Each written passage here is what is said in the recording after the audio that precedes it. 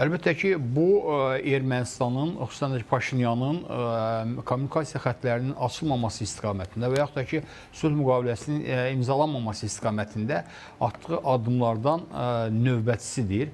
Bildiyimiz kimi Paşinyan dəfələrlə bəyan edir, kommunikasiyalar açıla bilər, biz təhlükəsizliyi təmin edə bilərik, Azərbaycandan keçən yüklərin və vətəndaşların təhlükəsizliyini təmin edə bilərik. Eyni zamanda biz sülh müqaviləsinin imzalanmasına və danışıqların aparılmasına razıyıq. Və bu bəyanatlar başqa, bəyanatlar təbii ki, sözlədir, amma Paşinyanın və Ermənistan dövlətinin, Ermənistan hərbçilərinin həyata keçirdiyi, atdığı addımlar tamamilə başqa. Təbii ki, biz bəyanatlara deyil, Ermənistanın etdiyi işlərə, gördüyü işlərə, atdığı addımları diqqətlə nəzərdən keçirməliyik və bu atılan addımlar da nədən xəbər verir? Bu atılan addımlar da ondan xəbər verir ki, Paşinyan və Ermənistan dövləti həqiqətən Azərbaycanla sülh müqaviləsinin imzalanması marağında deyirlər və sülh müqaviləsinin imzalanmasının uzadılması, yaxud da ki, kommunikasiyaların açılmasının uzadılması sanki onu bir qədər gücləndirməsinə xidmət verir və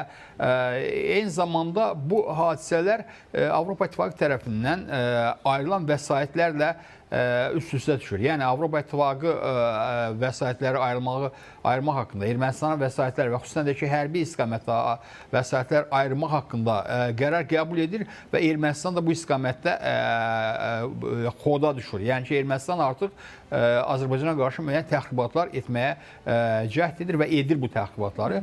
Və bütün bunlar nəyə göstərir? Bütün bunlar onu göstərir ki, Azərbaycana qarşı təxribatlar aparılmasına, yaxud da ki, ümumiyyətlə Cənubi Qafqazda vəziyyətin sabitləşməsinə mane olan, onun qarşısına alan səbəblər məhz Ermənistan və Avropa İttifaqı tərəfindən gəlir və Avropa İttifaqı Ermənistanı məhz bu məsələdə dəstəkləyir. Və bu da nəyə görədir? Bu ona görə ki, bildiyimiz kimi Ermənistan uzun müddət, yəni bir neçə ildir, xüsusən də ki, 2020-ci ildən sonra Cənubi Qafqazda özü üçün forpost yaratmaq, yaxud da Cənubi Qafqazda yerləşmək istəyir və buna cəhd edir və buna qədər, bu vaxta qədər nail ola bilməmişdir və təbii ki, burada zəif bənd Ermənistandır və Ermənistan vasitəsilə yerləşə bilər. Amma Ermənistan vasitəsilə yerləşmək üçün belə müəyyən bir bəhanə lazımdır ki, Ermənistan hansı vasitə ilə yerləşir və durduğu yerdə təbii ki, nə Ermənistan yardım edə bilər, yaxud da ki, yardım etdiyi kimdə 10 milyon civarında, 5 milyon civarında, 20 milyon civarında olacaq. Amma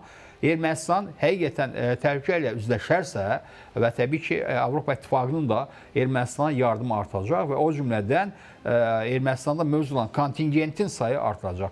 Və bu hadisələrlə nə gözlənilir, nə etmək istəyirlər? Təbii ki, Azərbaycanın Ermənistana qarşı cavab reaksiyasını gözləyirlər və bu cavab reaksiyası fonunda Avropa İttifaqının müxtəlif fondları vasitəsilə Ermənistana daha ciddi şəkildə yaxşı, bizdən hansı reaksiya gələcək? Yardım etmək gözlər. Mən hesab edirəm ki, Azərbaycan sonsuz sayıda, yaxud sona qədər Ermənistan bu təxribatlarına dözmək fikri yoxdur və Azərbaycan Ermənistanın bu hərəkatını sübut edib və məhz onun arxasında dayanan Avropa İttifaqı ölkələri qarşısında məsələ qaldıra və eyni zamanda adekvat tədbirlər görə bilər Ermənistana qarşı. Amma Azərbaycan üçün ilk öncə nə lazımdır? İlk öncə Ermənistanın həqiqətən təxribat törətdiyini sübut eləmək və ondan sonra isə adekvat tədbirlər görmək lazımdır. Məlum olduğu kimi Ermənistan əvvəllər olduğu kimi də yenə də bu təxribatın da arxasında dayanmayacaq və bu təxribatın Ermənistan tərəfindən baş verməsini inkar edəcək